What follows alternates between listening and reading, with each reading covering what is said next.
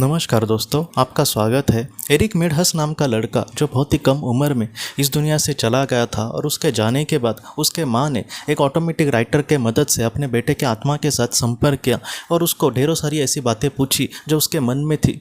और एरिक ने भी उसका जो जवाब है बहुत ही अच्छे से देने की कोशिश करी है। आज के इस भाग में एरिक हमसे ये कहता है, वो ये कहता है कि पृथ्वी पर बहुत ही ज़्यादा दुखी लोग होते हैं और उसने एक ऐसे ही दुखी लड़के की बात करी है। वो ये कहता है कि वो जो लड़का था वो अपने जीवन में बहुत ही ज़्यादा दुखी था। वो किसी काम से घर आया, काम करके कुछ घर पे आया और वो इतना दुखी था कि उसको ये लग रहा था कि अभी मुझे ज़िंदगी ही नहीं जीनी और इसलिए उसने ये सोचा था कि अब मैं सुसाइड करूँगा। लेकिन उसी वक्त एरिक ये कहता है कि कुछ ऐसे विचार मैं उसके मन में डालने के लिए कामयाब हो पाया कि तुम लैपटॉप पर कुछ ऐसे गूगल पर ऐसे सर्च करना जिससे तुम्हें कुछ मदद मिलेगी। और बाद में उस लड़के ने यह सोचा कि बाद में मुझे सुसाइड ही करना है, लेकिन अब मेरे मन में जो ऐसे विचार आ रहे हैं, क्योंकि ऐसे मैं कुछ कर रहा हूँ और मेरे मन में कुछ विचार आए तो हमें ये नहीं कह समझेगा कि किसी ने ये डाले हैं। हमें लगा कि बहुत सारे विचार आते ही रहते हैं मन में, तो वो ऑटोमेटिकली ऐसे रैंडमली आया होगा। लेकिन उस लड़के ने दोस्तों जैसे लाइफ आफ्टर डेथ वगैरह ऐसे कुछ लिखा लैपटॉप पर, अपने वेबसाइट पर, गूगल पर, तो उसके सामने एरिक की जो माँ है उसका एक ब्लॉग आया, एलिसा मेडहस का एक ब्लॉग आया कि वहाँ पर उसने अपने बेटे के साथ आफ्टर लाइफ होने के बाद, उसका जीवन खत्म होने के बाद उससे कैसे संपर्क किया और उससे जो महत्वपूर्ण संदेश मिले उसके एक उसने वेबसाइट बनाई थी। और उस वेबसाइट पर ये लड़का चला गया और उसको इतना अच्छा लगा वो सारी चीज़ें पढ़कर। उसमें एरिक ने भी सुसाइड किया था और उसने बहुत ही अच्छे से उसमें सारी बातें लिखी थी एलिसा मेडहस ने, एरिक के माँ ने।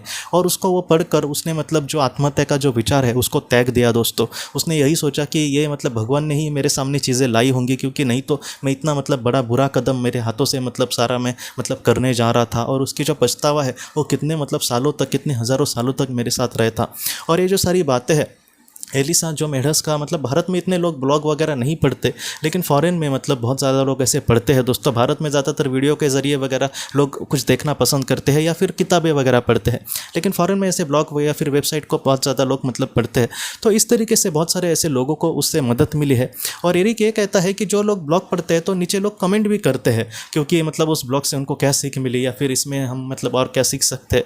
तो उस लड़के ने खुद ने उसने कमेंट की थी दोस्तों कि मैं लिटरली कहीं ना कहीं आत्महत्या करने जा रहा था, लेकिन ये वेबसाइट मेरे सामने कैसे आई गई मुझे नहीं पता, लेकिन मुझे इससे बहुत मदद मिलती है। तो एरिक ने यही कहा है कि उसने ही कहीं ना कहीं कोशिश करी थी उसके मन में कुछ ऐसे विचार डालने की जिससे पॉजिटिवली वो कहीं ना कहीं आत्महत्या का जो विचार है उसको त्याग दे, कहीं ना कहीं लाइफ में, जीवन में आगे बढ़ने की उसमें क्षमता आ जाए। और वो आज लड़का बहुत ही अच्छे से अपने जीवन को जीने की कोशिश कर रहा है दोस्तों।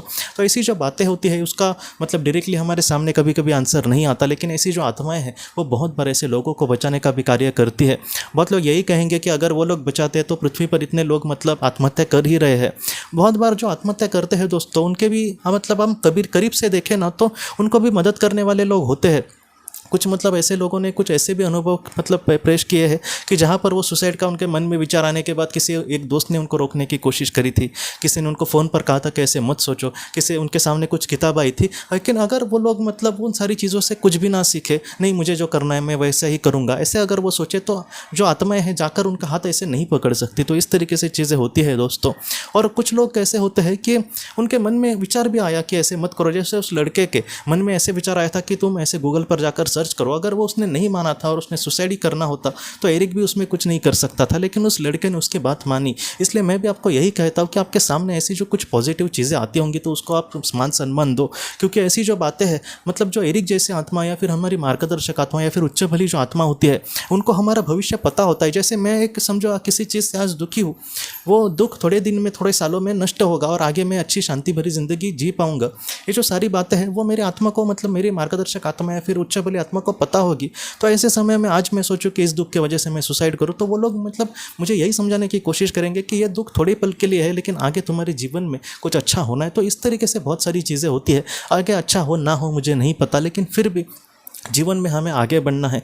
हम अगर सुसाइड करेंगे तो बाद में हमें पता चलेगा कि अरे मेरे जीवन में तो ये सारी चीज़ें मैंने तय की थी वो तो नहीं हो गई, अभी फिर से जल्दी जन्म लो और वो सारी चीज़ों को पहला फिर से चयन करो और फिर से उन सारी चीज़ों का सामना करने की कोशिश करो। तो यही कल होगा अगर कोई सुसाइड करेगा। तो इसलिए जितना हो सके अच्छे तरीके से आगे बढ़ना, निस्वार्थ भावना से आगे बढ़ना। हाँ, मेरे साथ हो सकता है कुछ भी बुरा हो, लेकिन फिर भी मैं हिम्मत नहीं छोड़ूंगा, जितना हो सके आगे बढ़ूंगा, एक आशा के साथ जीऊँगा कि आगे ईश्वर ज़रूर मेरे साथ कुछ अच्छा करेंगे। तो इस तरीके से अगर हम अपने जीवन में आगे बढ़ते हैं तो पॉजिटिव जो विचार है दोस्तों वो और भी पॉजिटिव हो सकते हैं और एक अच्छी ज़िंदगी हमारे ज़रूर सामने आ सकती है। तो मैं भी आपको यही कहना चाहता हूँ कि दुख में आप मत रहना, एक दिन ऐसा ज़रूर आएगा जहाँ पर आप समाधान से और शांति से ज़रूर जी पाएंगे दोस्तों।